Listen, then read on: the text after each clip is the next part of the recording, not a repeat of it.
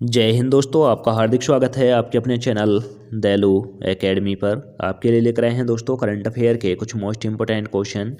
और दोस्तों, आप हमारे चैनल पर पहली बार आए हों तो चैनल को सब्सक्राइब कर लें, बेल आइकन प्रेस कर लें ताकि आने वाली क्लास का नोटिफिकेशन मिले आपको सबसे पहले। और दोस्तों, क्लास अच्छी लगी तो अपने दोस्तों में ज़रूर शेयर करें। और इससे पहली क्लास आपने ना देखी हो तो हमारी प्लेलिस्ट से जाकर इससे पहली क्लास देख सकते हैं। और दोस्तों, हमारे चैनल पर आपको सुबह 6 बजे डेली करंट अफेयर के टॉप 15 क्वेश्चन मिल जाया करेंगे। तो दोस्तों, हमारे चैनल को सब्सक्राइब कर लें।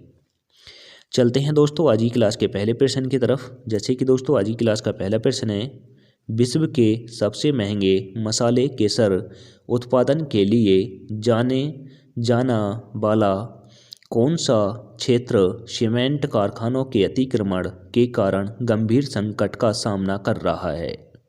तो दोस्तों, एक बात तो यह नोट कर लें, विश्व का सबसे महंगा मसाला है केसर।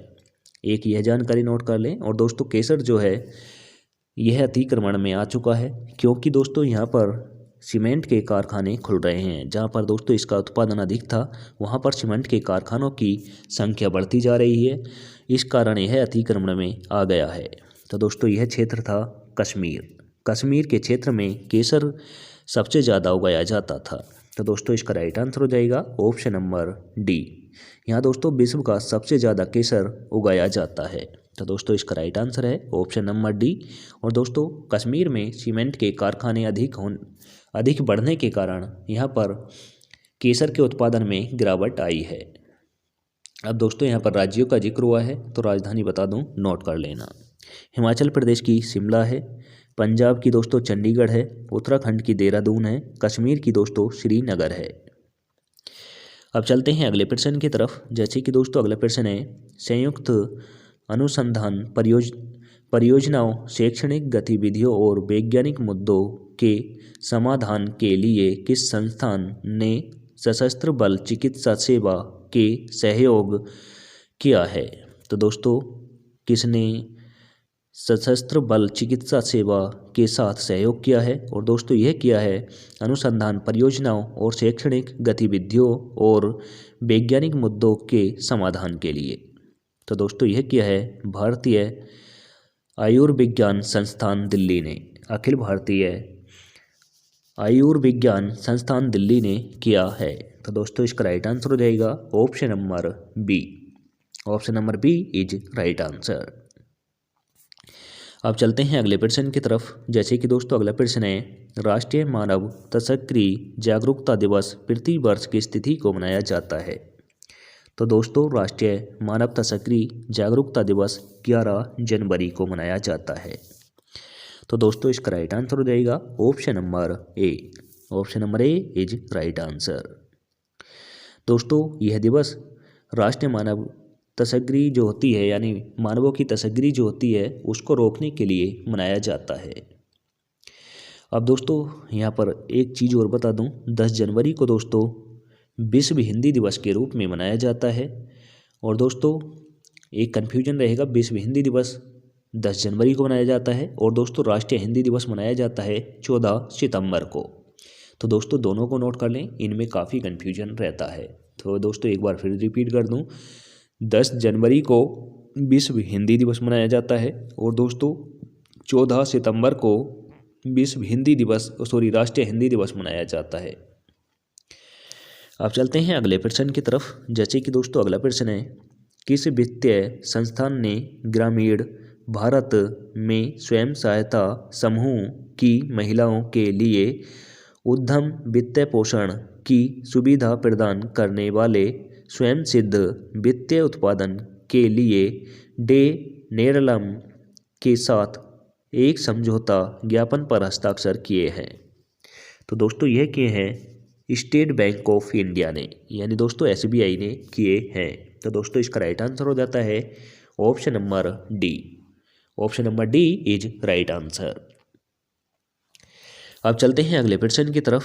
जैसे कि दोस्तों अगला प्रश्न है, कितने देश संयुक्त रूप से दुनिया की सबसे शक्तिशाली पासपोर्ट रैंकिंग में शीर्ष पर है, जो 194 गंतव्यों के लिए वीज़ा मुक्त या वीज़ा ऑन अराइवल पहुंच प्रदान करता है।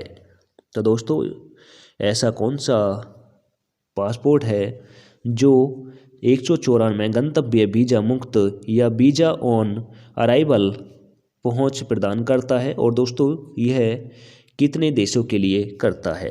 तो दोस्तों यह करता है 6 देशों के लिए, यह 6 देशों के लिए करता है। तो दोस्तों इसका राइट आंसर हो जाएगा option number C.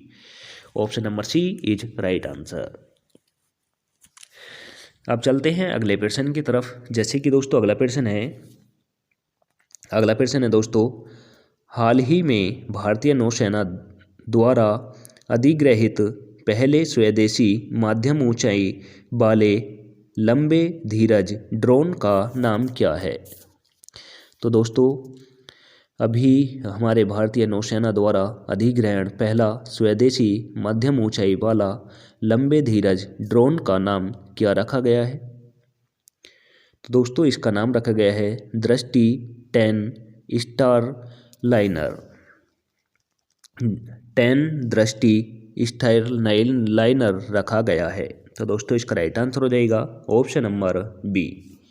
Option number B is right answer.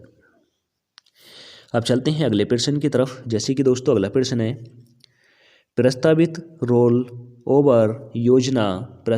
Role योजना कितने बार प्रत्येक राज्य और केंद्र शासित प्रदेश को गणतंत्र दिवस परेड में अपनी झांकी प्रस्तुत करने की अनुमति देता है? तो दोस्तों गणतंत्र दिवस यानी 26 जनवरी को कोई राज्य या केंद्र शासित प्रदेश अपनी झांकी कितनी बार प्रस्तुत कर सकता है? तो दोस्तों यह कर सकता है एक वर्ष में एक बार कोई सा राज्य या केंद्र शासित प्रदेश गणतंत्र दिवस की परेड में अपनी झांकी प्रस्तुत कर सकता है। तो दोस्तों इसका राइट आंसर हो जाएगा option number A is right answer. Sorry दोस्तों, इसका ऑप्शन राइट ए नहीं है, इसका राइट आंसर है दोस्तों 3 साल में एक बार दोस्तों कोई सा राज्य या केंद्र शासित प्रदेश अपनी जो झांकी है गणतंत्र दिवस में एक बार शामिल कर सकता है। तो दोस्तों इसका राइट आंसर हो जाता है option number C. Option number C is right answer. अब चलते हैं अगले प्रश्न की तरफ। जैसे कि दोस्तों अगला प्रश्न है, 12 जनवरी 2024 को प्रधानमंत्री ने किस शहर में 27वें राष्ट्रीय युवा महोत्सव का उद्घाटन किया है? तो दोस्तों 27वें नंबर का राष्ट्रीय युवा महोत्सव 12 जनवरी को उद्घाटन किया गया है, और दोस्तों यह किस शहर में मनाया जाएगा? तो दोस्तों यह मनाया जाएगा नासिक में मनाया जाएगा। तो दोस्तों इसका राइट आंसर हो जाएगा option number C. Option number C is right answer. अब चलते हैं अगले प्रश्न की तरफ। जैसे कि दोस्तों अगला प्रश्न है, दिव्या कीर्ति सिंह को किस खेल श्रेणी के लिए अर्जुन पुरस्कार मिला जिसे वह यह सम्मान पाने वाली पहली राजस्थान की खिलाड़ी बन गई हैं?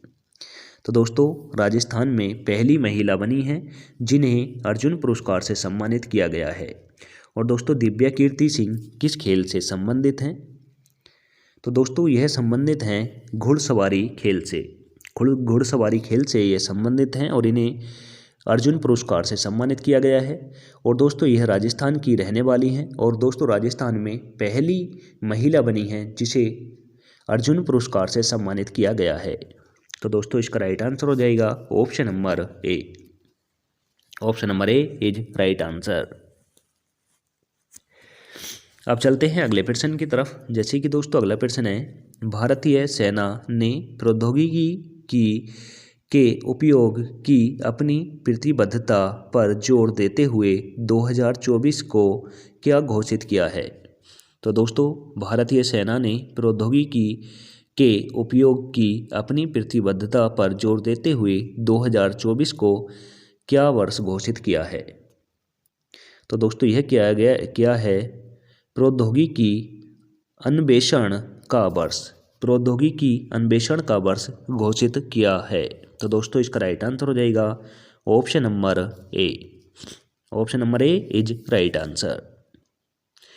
अब चलते हैं अगले प्रश्न की तरफ। जैसे कि दोस्तों अगला प्रश्न है, भारत के किस राज्य में अटपटी कन्वर्सेशन रिजर्व को लुप्तप्राय केंडो और विधि वन्यजीव के आश्रय स्थल के रूप में बनाया गया। तो दोस्तों अटपटी कन्वर्जेशन रिजर्व को लुप्तप्राय केंडो और विधि वन्यजीव की श्रेणी स्थल के रूप में बनाया गया है। तो दोस्तों यह किस राज्य में है? यह है दोस्तों महाराष्ट्र राज्य में, यह महाराष्ट्र राज्य में है। तो दोस्तों इसका राइट आंसर हो जाएगा option number D. Option number D is right answer. अब दोस्तों राज्यों का जिक्र हुआ है, राजधानी बता दूं, नोट कर लेना। कर्नाटक की बेंगलोर है, गुजरात की गांधीनगर है, राजस्थान की जयपुर है, महाराष्ट्र की मुंबई है। अब चलते हैं अगले प्रश्न की तरफ। जैसे कि दोस्तों अगला प्रश्न है, जिनेवा में विश्व व्यापार संगठन यानी दोस्तों WTO में भारत के राजदूत के रूप में किसे नियुक्त किया है? तो दोस्तों जिनेवा में विश्व व्यापार संगठन का मुख्यालय है और दोस्तों यहाँ पर भारत के राजदूत किसे नियुक्त किया गया है? तो दोस्तों यह किया गया है सिंथिल पंडियन सी को, सिंथिल पंडियन सी को किया गया है। तो दोस्तों इसका राइट आंसर हो जाएगा option number B. Option number B is right answer. अब चलते हैं दोस्तों अगले प्रश्न की तरफ। जैसे कि दोस्तों अगला प्रश्न है, हाल के चुनाव में भूटान के प्रधानमंत्री के रूप में दूसरे कार्यकाल के लिए किसे चुना गया है? तो दोस्तों हाल ही में भूटान में प्रधानमंत्री पद के लिए चुनाव हुए हैं और यहाँ पर दूसरे कार्यकाल के लिए किसे चुना गया है? तो दोस्तों यह चुना गया है सेरिंग तोब्गे को, सेरिंग तोब्गे को चुना गया है। तो दोस्तों इसका राइट आंसर हो जाएगा option number D. Option number D is right answer. Bhutan के प्रधानमंत्री शेरगिंग तोबे बने हैं। तो दोस्तों इसका राइट आंसर हो जाता है ऑप्शन नंबर डी। अब चलते हैं अगले प्रश्न की तरफ। जैसे कि दोस्तों अगला प्रश्न है, अंतर्राष्ट्रीय श्रम संगठन के अनुसार 2024 के लिए अनुमानित वैश्विक बेरोजगारी दर क्या है? तो दोस्तों अंतर्राष्ट्रीय श्रम संगठन के अनुसार 2024 के लिए अनुमानित वैश्विक बेरोजगारी क्या है? तो दोस्तों ये है 5.2%, 5.2% है। तो दोस्तों इसका राइट आंसर हो जाता है option number C. Option number C is right answer. अब चलते हैं आज की क्लास के लास्ट क्वेश्चन की तरफ। जैसे कि लास्ट क्वेश्चन है दोस्तों, किन देशों के वैज्ञानिक भारत के 43वें अंटार्कटिका अभियान में शामिल हुए जो अंतर्राष्ट्रीय ध्रुवीय अनुसंधान सहयोग में उल्लेखनीय प्रगति का प्रतीक है? तो दोस्तों यह किस देश के हैं? तो दोस्तों ये है मॉरिशस और बंगाल के, मॉरिशस और बांग्लादेश के हैं। तो दोस्तों इसका राइट आंसर हो जाता है option number B. Option number B is right answer. अब चलते हैं दोस्तों टेस्ट वाले क्वेश्चन की तरफ, जिसका आंसर आप सभी को कमेंट करके देना होता है। तो दोस्तों आप सभी में से एक निशा ठाकुर और राजभाई हैं जो इसका आंसर बिल्कुल सही और करेक्ट आंसर देते हैं। तो दोस्तों आशा करता हूँ आप भी इसका आंसर कमेंट करके ज़रूर दिया करें। तो दोस्तों क्वेश्चन है, केंद्रीय स्वास्थ्य मंत्री डॉक्टर मनसुख मंडाविया द्वारा देश की पहली स्वच्छ खाद्य